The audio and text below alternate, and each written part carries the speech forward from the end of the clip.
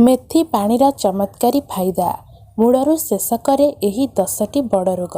मेथी एक एपरी खाद्य पदार्थ जहाँकि केवल मसला नुहे, एथिरे एमिति किछि औषधीय गुण अछि जहाँकि केतेक रोग को मूलरू शेष कर दिए। तेबे चलंतु जानिबा मेथीर उपकारिता विषय रे ओ एहाको केमिति सेवन कले आपण एहार संपूर्ण लाभ पाइबे।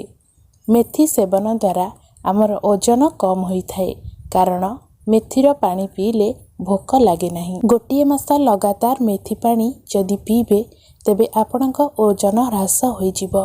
खाद्य नियंत्रण सहित मेथी दानार सेवन करिले यह शरीररू चर्बी को कम करिबारे सहाय्य करिथाए। मेथीर सेवन गंठी रोगरू भी आराम दिए। मेथी पानीर सेवन करिले यह गंठी गुड़िकरे हेउथिबा जंत्रणारू भी मुक्ति देइथाए। मेथी पानी लगातार सेवन करिले गंठी रोग पूरापूरी भल मध्य होई जाए। मेथी शरीर रे थिबा खराब कोलेस्ट्रोल को कम करी कम करिबारे भी सहाय्य करिथाए। एहा द्वारा हृदघात भली समस्या हुए नहीं। उच्च रक्तचाप को भी नियंत्रण करिबारे मेथी बहु उपकारी प्रमाणित होइथाए। मेथी रे पोटासियम थाए जहाँ रक्तचाप को कम करिबारे सहाय्य करिथाए।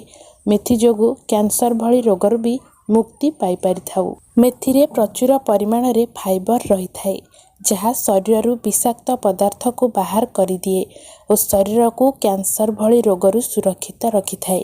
जदि आपण सबुदिन सकाळे खाली पेटरे मेथी पानी सेवन करिवे तेबे किडनी रे थिबा स्टोन यूरिन द्वारा बाहर को बाहरी जाए। सेथिपाई किडनी रे जो व्यक्ति मानकर स्टोन होईछि से माने सबुदिन मेथीर पानी सेवन करंतु। सबुठु बड़ कथा हेउछि मेथी डायबिटीज भली रोग पाई भल उपकारी साब्यस्त होइथाए। मेथी पानी सेवन द्वारा रक्त रे सुगर लेवल सठिक मात्रा होइथाए। सेथिपाई डायबिटीज रोगी मेथी पानीर अवश्य सेवन करंतु।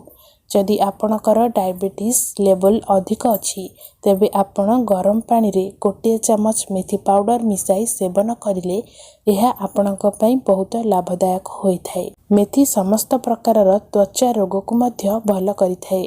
खाद्य को हजम करिबारे भी यह सहाय्य करिथाए। तो दर्शक बंधु जदि आजिर भिडियोटी आपण मानकु पसंद आसीथाए तेबे निश्चय आम चैनल को लाइक शेयर एवं सब्सक्राइब करिवे। धन्यवाद।